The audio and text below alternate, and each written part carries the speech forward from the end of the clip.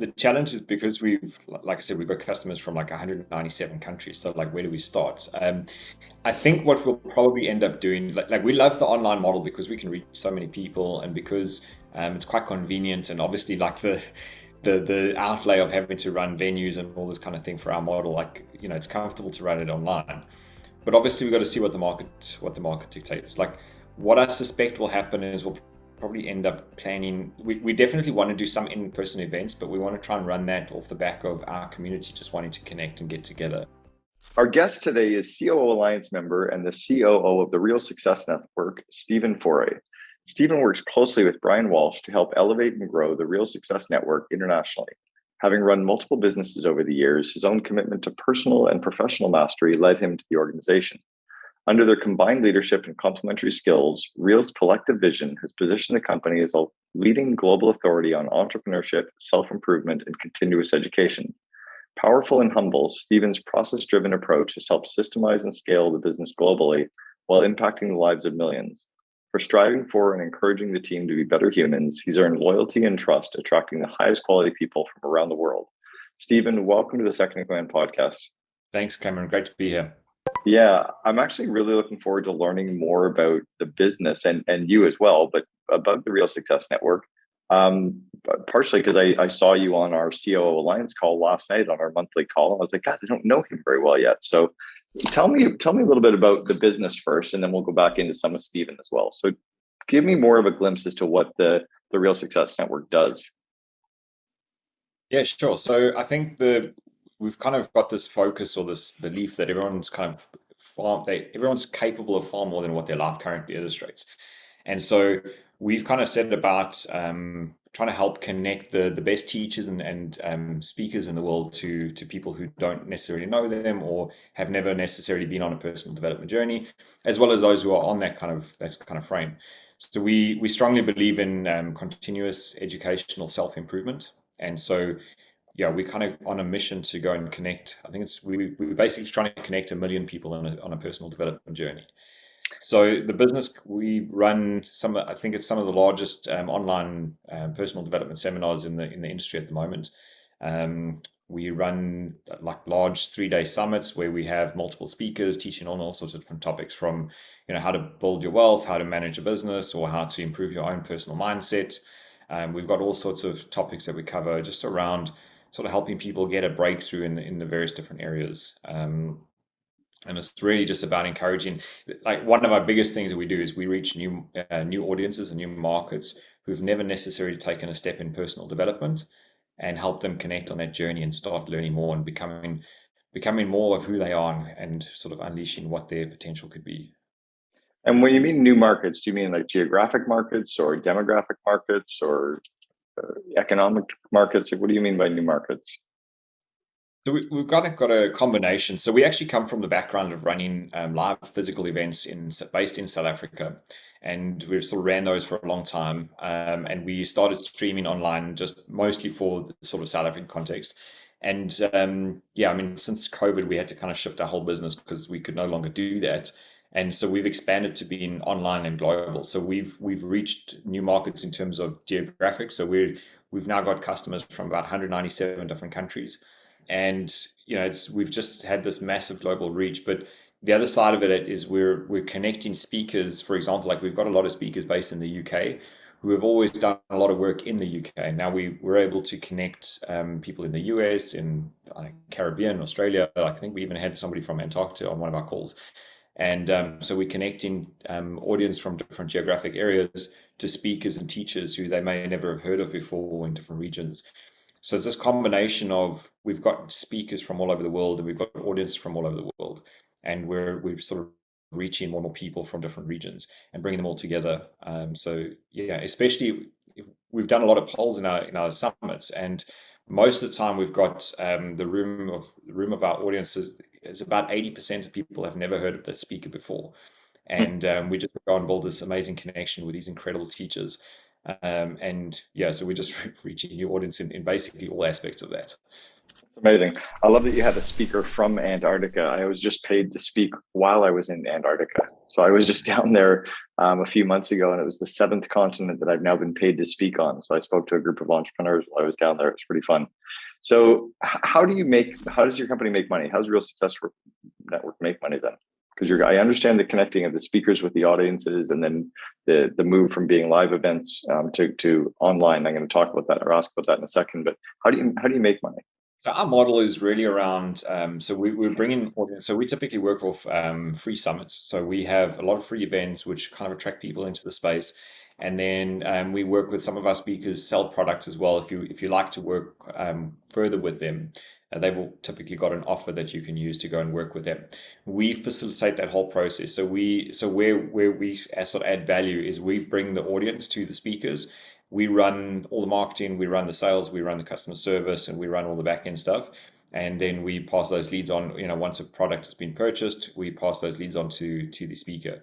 And the way we make money on that is we share a model of we do a revenue share model, and then off the back of that, there's additional commissions if there's upsells and things like that. So we add value and take a revenue share by bringing that new audience to the speakers. And what kind of revenue, what kind of percent are you taking? 30%, 50%, 10%? It varies, but it's in the region of between, depending on the product, but in the region of between 40 to 60%. Okay. And so I have a couple products, right? I have my Invest in Your Leaders course, which is a leadership development course to grow managers into leaders. It's being used by companies around the world. Would that be something that I would speak to an audience, and then I would teach them about stuff, and I'd say, if you want more, you sign up for this course and I'd give you, 50%. Is that kind of how it works?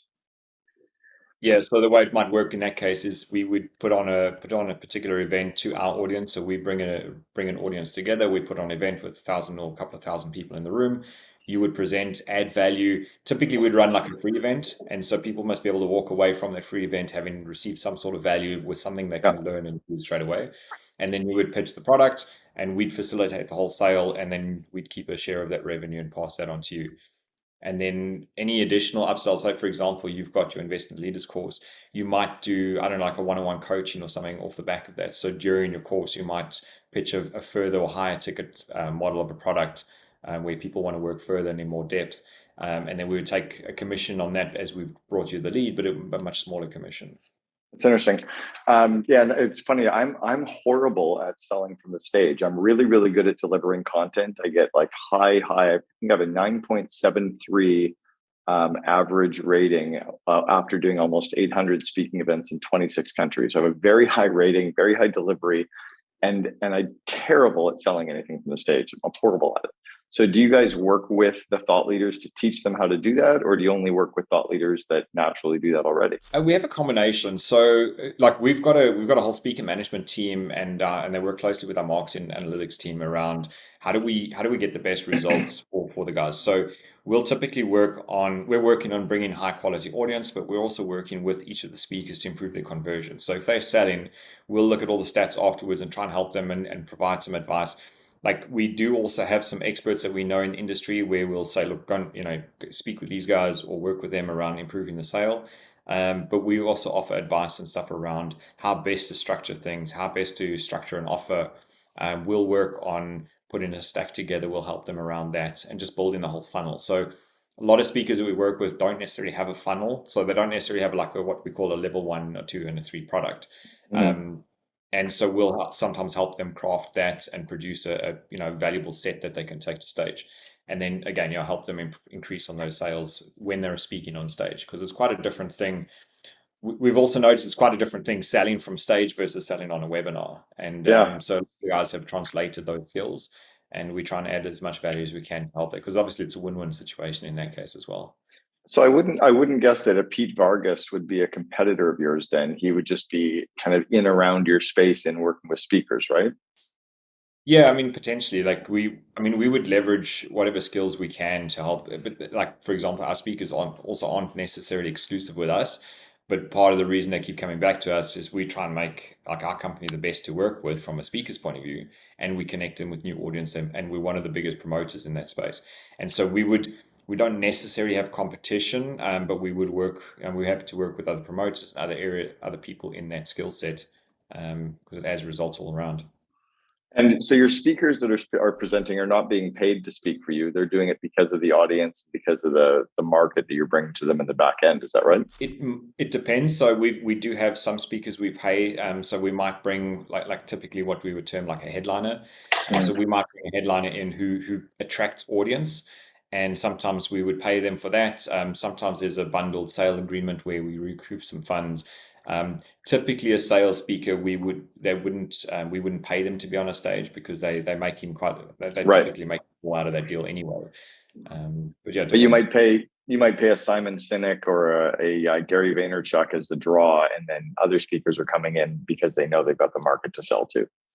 Correct. Like we've had, I mean, like in that context, like some of the headliners, we work a lot with Les Brown. We've had Mel Robbins on our stage. We've had Robin Sharma, some really big names in the industry. And those are, like typically our headliners. Some of them do have products to sell, and we'll work with them around that too. But yeah, it kind of depends. Robin Sharma told me that I was one of the best speakers ever seen. Oh, fantastic. We need to have you on our stage. He's a great Canadian. Okay, interesting. So I understand the model. Where do you get your audiences from? Where do you find and market to these audiences? Are you buying traffic? Is it through the promotion? Is it joint promotion with all these speakers sharing it with their list? How does that work? So we have a combination, but our primary channel at the moment is typically paid advertising. We run a lot of ads through Facebook to reach a lot of new audience, and that's from various regions. So we've got specific regions we try and target as well. Like we work a lot with typically the US, Canada, UK, and Europe. And then Australia, New Zealand, that sort of area is a little bit more challenging. But we typically run most of our traffic through paid advertising. We're actually just working on building a partnerships team. We have worked with affiliates in the past, and so we're actually on a big drive at the moment to build big partner networks and work with that, because I think we can put together quite an attractive deal for partners. And so we're on a big drive with that. We're aiming to have that to something like about 30% or so of our bookings and everything to come through partners by the end of the year. So we're on a big drive there. But at the moment, yeah, it's mostly paid ads. Interesting. Okay, so what's the demographic? Who's showing up to most of your events, or is that a fair? Is there a most of your events category, or do you cover like, single teenage girls to like, well, I guess most are single, to like, adults with kids, to business owners, to like, do you have different categories, or are you pretty kind of broad in your everybody shows up for every event kind of thing, like a Tony Robbins might do? Yeah, I mean, we do have quite a broad audience, just from our initial summit. So when we go to market with our main lead generators, or our main revenue drivers at this point, is our summits. And so those have a very wide or very broad audience appeal, because we're covering so many different topics. So we typically target anywhere around sort of from the age of 30 up. And then kind of within that, we have some specifics that we target, but that's kind of like the general category, right? Anyone who's kind of interested in improving their life and they're in the age of 30 up, typically will find value. We do have, we've got a whole community that we're building off the back of this. We've already got like over 10,000 members in that community, and that's growing rapidly. And within that space, we're doing a lot more targeted stuff. So we can have, specific people who are interested in maybe wealth building. We've got different channels or different journeys around that. So we are getting a bit more precise and a bit more targeted within our space. But in order to bring people in the front, it's definitely a very wide demographic. What we have found as well is we used to do a lot of very entrepreneurial stuff, which I love. Like I love that space. I love being in there and being able to add value there. But Crowded it's a space. very crowded space, and to get also entrepreneurs like typically very busy. So to attend a 3-day live online summit is sometimes a bit of a challenge. Um, but yeah, we're getting really good results out of just having a very broad approach from the start.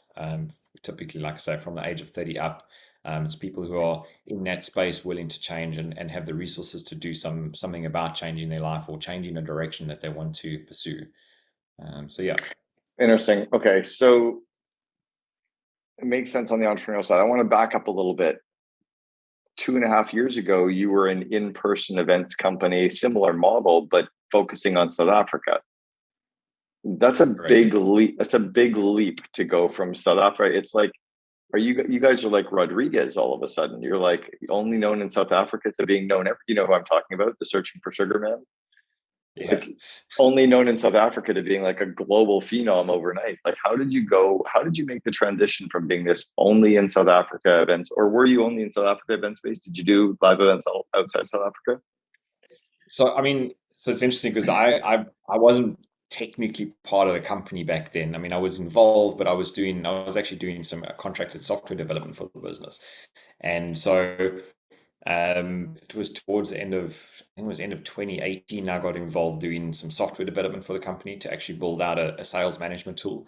And then towards 2019, I just got more and more involved. And beginning of 2020, we were, like I said, the company was still doing live events in South Africa. So we would typically put on our big Real Success Summit at the beginning of the year in January.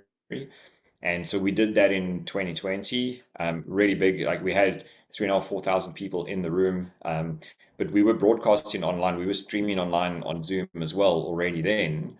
And so we had very small teams. Like we had like maybe 400, 500 people on Zoom over Hmm. the weekend. But we'd been doing that for ages. Like the company has been doing that for a long time, doing webinars, doing streaming. Every event that we did, it was streaming. Okay. Similar sort of approach though, free event, very broad audience, and then we typically go into our Feb entrepreneur conference. And again, same sort of format, but we would do in person and streaming online. And then I was still based in France at that point, but I traveled back to South Africa in January and in February for our events and started seeing like COVID starting to pop up and, seeing it on the news and realizing like this is coming. And basically end of March, we got the news that South Africa was going into lockdown. We had to cancel or reschedule a whole lot of really big events that we'd already collected money for tickets. And so we kind of panicked, like, well, like now what? So, Yeah. but because we've been doing it so long online, and our whole company was already working remotely. So like all our operations kind of carried on the way they were, and we just switched to doing it just on Zoom. And we started connecting with partners and connecting with everyone else and as many people as we could. And we just put on a connection event. Like, guys, everyone just wants to connect. Everyone's sitting at home in lockdown. They don't know what's happening. It's a bit scary situation. And we said, like, no sales, just connect, just kind of get in the groove. And we had a whole lot of teachers connect with us and jump on our summit. And we ran that. And we just had it just exploded. Like, and it's just kept going from there. Like, it's like we were very fortunate to be in that position, and so the timing worked out really well for us, and we were able Yeah. to pivot into online and just keep going with it. It's interesting for me, for the COO Alliance, COVID was the best thing that could have happened because it really did force us to completely recreate the model and go from being, we used to have 5 events per year and members picked 3 of the 5 events to come to, and they paid 20 grand plus travel for 3 events. And now it's 8,900 and it's all over Zoom. And we got members from 17 countries, and it's 7 times as many members as we had 2 years ago. It's crazy. So yeah, now it's like, holy shit, this is a whole new model. Will you ever go back to the in-person events again, or will you stay away from them?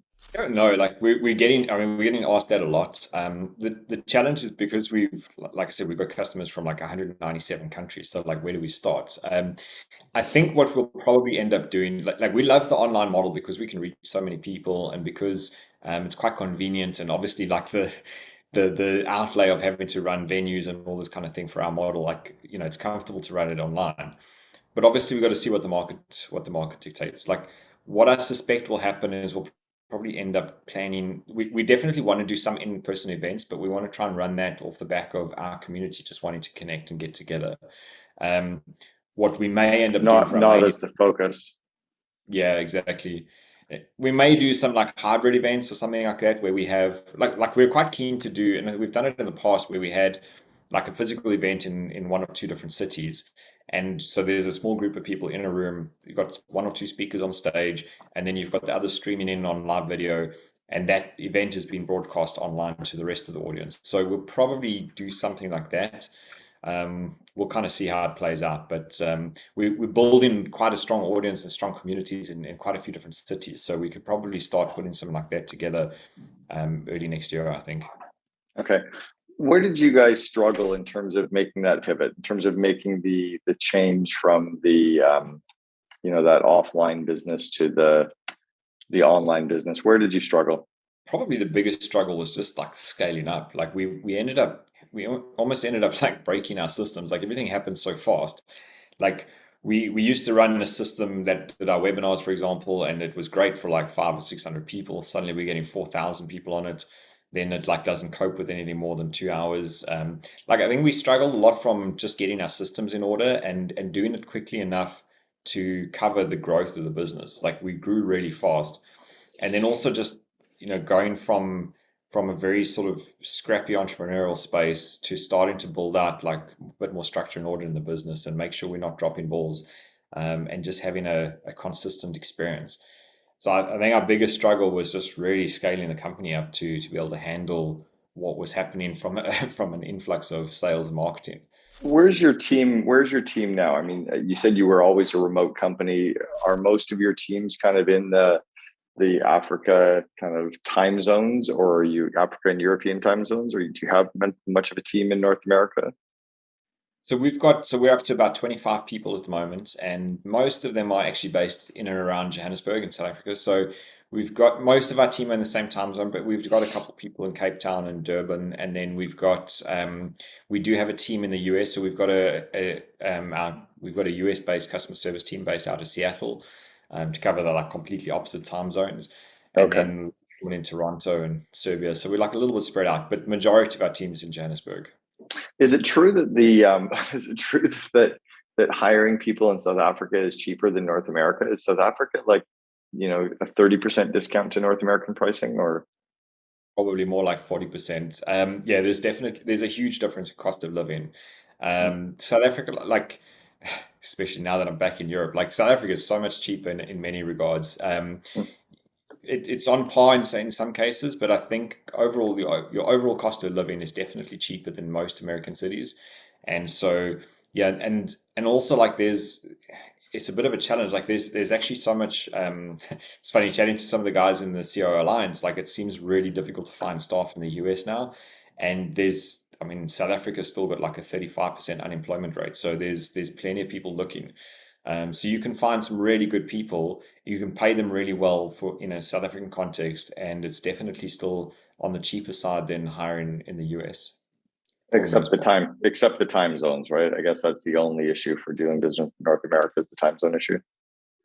Well, I mean, I suppose it's the time zone, but also like we've got a lot of customers out of the US. So, you've Hmm. got the time zone challenge, but you've also there's a cultural difference. Like there's, that sort of shared history and experience of life, it makes a difference when you're trying to connect really well with customers. Our South African team does do really well, but there's definitely I think there's a difference in ease and sometimes in language. So there's other things to consider, but yeah, otherwise, we were actually chatting about that this morning in a team meeting around just talking about potential customer service expansion and where do we start hiring and this kind of thing. It's It's, an it's interesting. it's funny.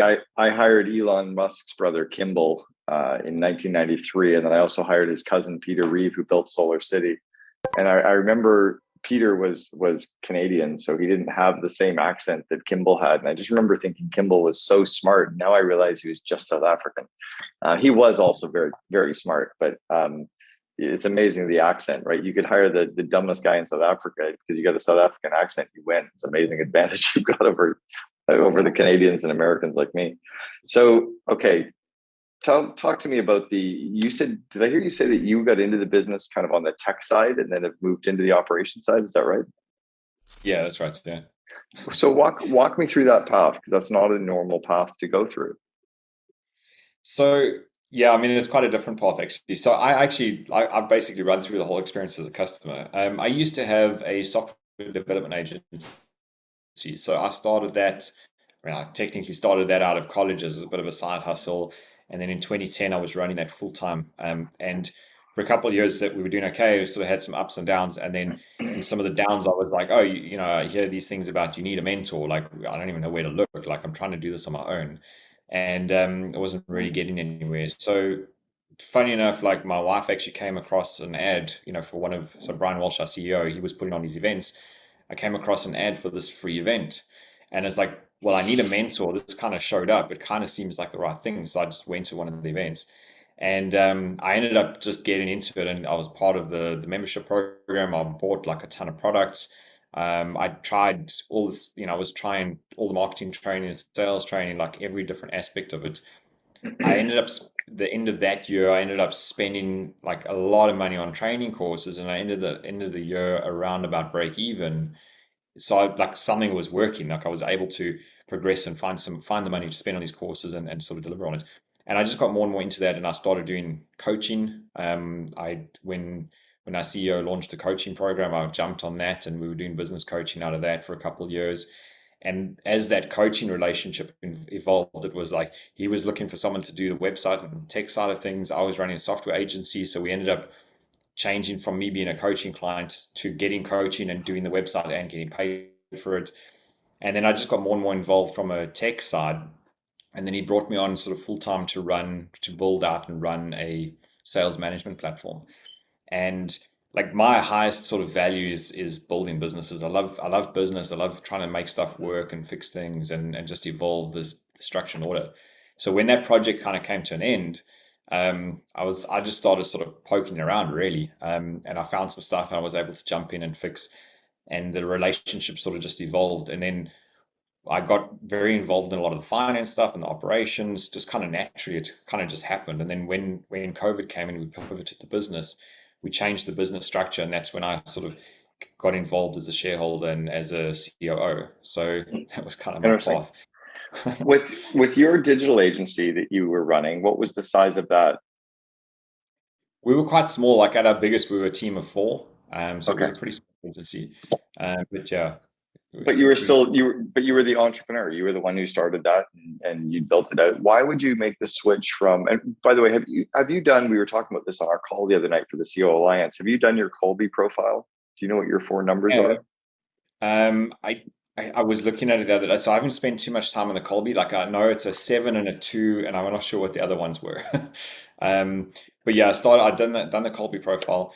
We work on we typically run. I don't know if you know Contribution Compass or Wealth Dynamics. Mm-mm. We work on something similar to profiling tool to that, and so my natural energy is creative but systems based. Yeah. Um, Well, the fact that you have a high first number means you ask a lot of questions too. So it's kind of like the fact finding to build out the systems. I would think. I'm really curious what your number is, and whether you have a very high third number, or whether it's more medium high. Because most entrepreneurs have a very high third number, like an 8, 9, or a 10. Um, so I'm curious as to where you are. Tell me about the transition from when you were the entrepreneur to becoming the COO. What was that move like? That was an interesting one for me because it was like one of the things I battled with as the entrepreneur was that like I wasn't necessarily the ideas guy. Like give me an idea and I'll make it happen. So Brian, our CEO, like he's the ideas guy. And so we actually found like a really good working model and really good partnership in that space because he's got the big vision and the big ideas, and I can take that and translate that into a working business. And so we found like a really good fit in that space. Which I think I was sort of like I was missing in from trying to do everything on my own as an entrepreneur. So I have some ideas and get them going, and I'd get into the building of the operations and the processes, and also like I tend to shy away a little bit from the sales and marketing side. But when we connect and we work together in that space, it works really well. How did you and Brian divide and conquer? How did you guys decide who was going to manage what, and what your lanes were going to be and what his lanes were going to be? Um, it was quite. I mean, it was kind of focused originally, kind of focused on around just Brian would kind of sort of have the vision and idea and focus on filling the summit. So he'd focus on the marketing side of things and making sure we're out there and getting the traffic and the revenue and that kind of thing. And then I focus very much on the operations of building out the actual structure of the company. So putting the teams in place, managing the team, building the customer service and finance. So I think we had a kind of natural split there.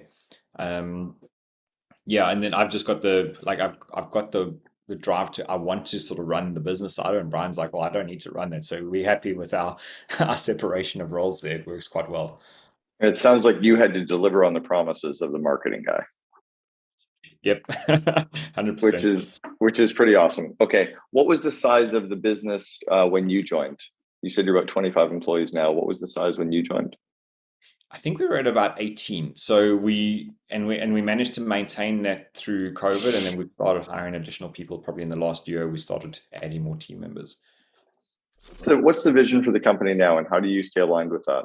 So the vision of the company is ultimately that we've got the goal of connecting 1 million people on learning journeys on a global basis. Like, and we've so Brian and I have done a lot of work around like what we want out of like what do we want for ourselves, and sort of our vision, and like so we both quite keen on travel, so we want to be able to travel the world and work remotely and this kind of thing. So that fits in quite well, and we just want to connect with people and connect people on connect people with teachers who can help them in their business and their life.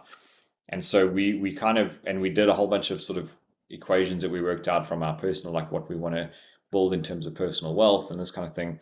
We tied it all back, and it actually, like, very, I don't know, coincidentally or what, but landed essentially at those numbers. It worked out exactly to being like, if we did this for 1 million people, we'd hit all our goals.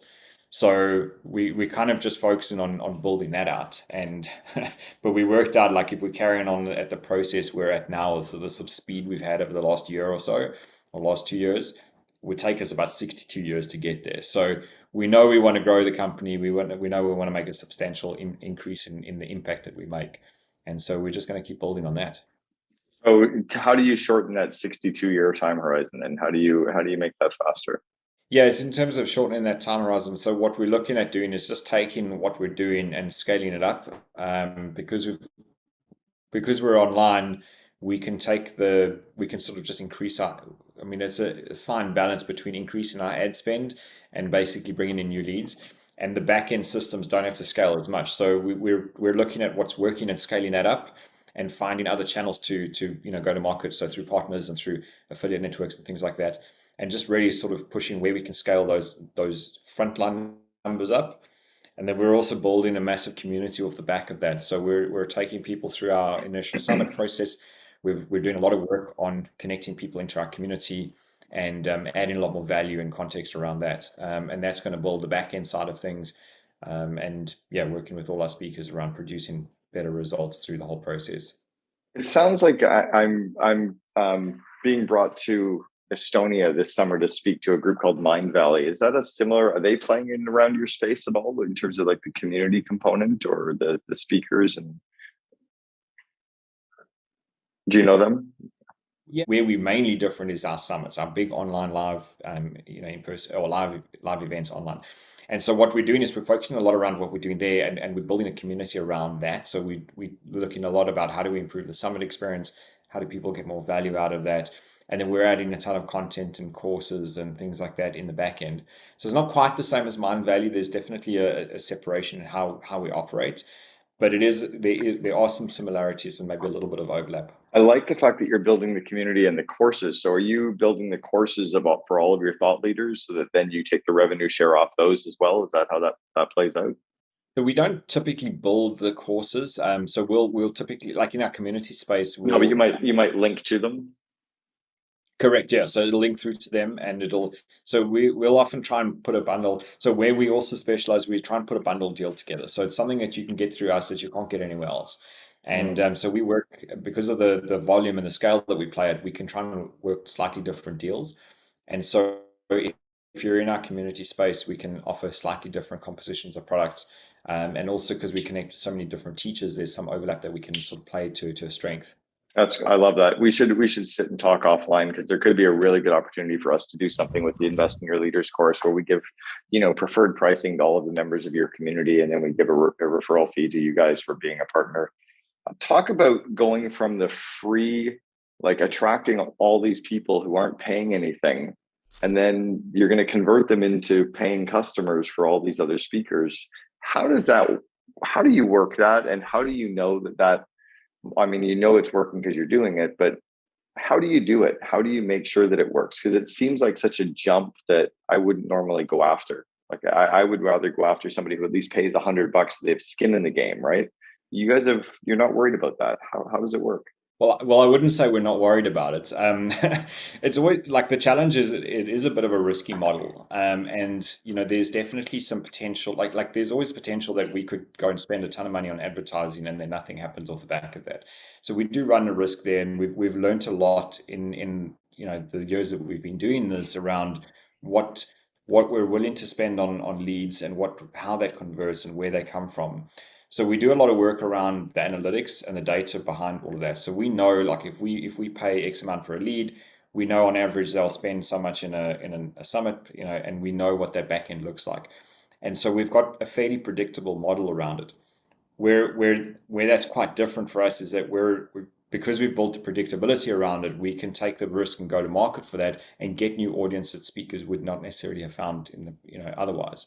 And so the model works for us in that context. But we have also tried, but that's where we specialize. That's what, like, we're able to fill summits and make it work.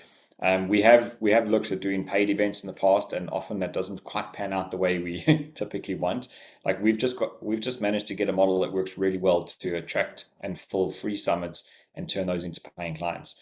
And then it's all about optimizing every step along the way to make sure that we've got the right show rates and the right conversion rates and all that kind of stuff. That's amazing. It's really cool that you've made that leap and you're making that connection for your clients too, or for the speakers that you're bringing in. Last couple of questions. I just want to know a little bit about your growth. So why did you join the COO Alliance? And, where are you trying to focus your growth as a second in command of a company now? I think that the biggest thing for me, that I started looking for resources that could help me do this role, because I was actually listening to one podcast the other day around like what it is to be a COO, and like it's a really good question, because there's so many different variations of what that job description looks like. There's no sort of one fixed framework as to what a COO does. And so in order, like one of the things we've always been really big on, like myself personally, as well as in the business, is if we don't know how to do something, we're not the expert in that area, go and find an expert, work with a coach, work with a mentor. So like we've got an executive coach who's brilliant that we work with. I've got another executive coach I work with personally. I've worked with an accountability coach. And so when I saw this pop up, I was like, well, this is what I need to grow my knowledge in the area, because this is a new role for me. I don't know anyone around me who knows this role really well. So I go and learn from a bunch of people who are doing it. And so we're always being big on that, like go and find the resource and find the knowledge. And I mean, just the amount of knowledge I've gained out of being in this membership for a short couple of months has been incredible. And the people we can connect with and stuff, it's taken me to a much bigger level. And so I just want to keep working on that. Are you doing it with your employees as well? Are you looking to grow their skills? I think we're trying to instill that as a culture. So we're building that a lot. So we've got for example, our whole marketing team now they're working on, I think got them all on Frank Kern's Inner Circle. We've got we've got different mentors in different areas, and we try to encourage that every step of the way, because it makes so much more sense. Like we get so much more value out of what our personal skills, and we grow in able to deliver more value to the business. Yeah, I agree. It's funny. I was coaching a client in Florida in the United States a few years ago, and I'd coached them from about 40 people up to about 600, 700 people. And I taught him one of the skills that's in the Invest in Your Leaders course. And when he went through it, he's like, holy shit, this is going to change the company. I'm like, no, it's not going to change the company at all. What will change the company is if you teach that skill to your 700 employees. But the fact that you got better in it isn't going to do anything. Like, we have to replicate. And I think so often the entrepreneurs growing their skills, but they're not investing in their leaders. They're not trying to grow their managers into leaders. They're just it's good that you're doing that across your organization. All right, let's go back to the 22-year-old Stephen. You're kind of playing rugby, getting started in your business career. What advice would you give yourself as a 22-year-old that to be true today, but you wish you'd known when you were 22? Probably, I think probably one of the biggest things would be to actually learn and more sales. Like just everything around that skill, like building, being able to close a deal, being able to have the confidence to go out and talk to people. I think honestly that would be one of the most useful skills I would want to learn earlier in my career. I just think about it. It's funny. It's one of those rare things that I think people that are in sales wish they understood the rest of the business world, and people that are in the rest of the business world really wish they understood sales. It's almost like grass is always greener. Stephen Fourie, the COO for the Real Success Network. I really appreciate the time with you sharing with us on the Second Command podcast. Thank you so much. Thanks so much, Cameron. Great to be here. I think it's really important to know how to communicate and make understand and get to understand your vision to those people. Okay. So like a lot of like communication is needed, and how you translate that vision to this person is key.